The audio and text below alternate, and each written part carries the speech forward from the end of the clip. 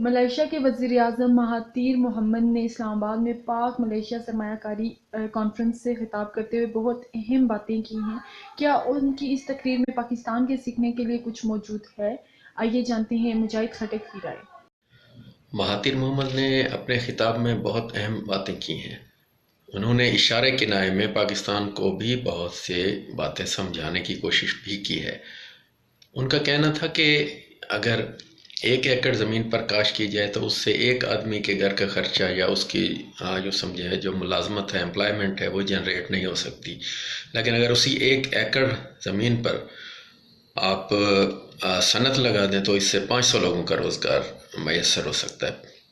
تو یہ بہت اہم بات تھی۔ وہ گویا پاکستان کو یہ بتانا چاہ رہے تھے کہ ہمیں اپنے موسموں اور زراعت پر فخر کرنے اور اس کی بنیاد پر اپنی ایکسپورٹ کو اور معیشت کو اس کی بنیاد بنانے کے بجائے ہمیں چاہیے کہ ہم جدید ٹیکنالوجی کی طرف آئیں۔ کپڑے، تولیے، چاول اور اس ٹائپ کی ایکسپورٹ جدید دور میں بھی خاص اہمیت نہیں رکھتی۔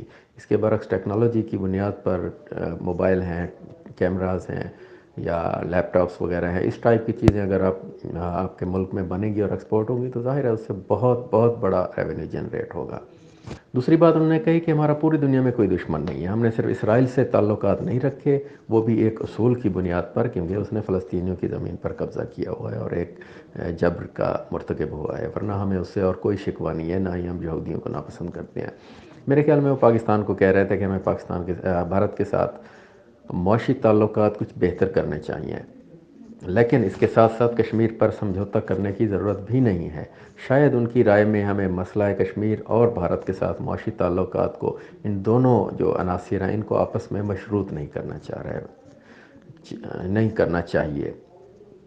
اس کے علاوہ انہوں نے اپنے تقریر کے آغاز میں ہی کہہ دیا تھا کہ ملائیشیا نے ترقی کی ہے تو براہ راست غیر ملکی سرمایہ کاری، جسے فورن ڈائریکٹ انویسٹمنٹ کہتے ہیں، FDI کہتے ہیں، اس کے ذریعے ترقی کی ہے۔ تو وہ پاکستان کو بھی یقینی بات ہے کہ بہت زیادہ بیرونی سرمایہ کاری کی ضرورت ہے جو براہ راست ہو اور صنعتوں میں ہو اور مناسب شعبوں میں ہو۔ یہ نہ ہو کہ وہ باہر سے آئیں، اسٹاک مارکیٹ یا جائیداد یا پراپرٹی وغیرہ میں پیسے انویسٹ کریں۔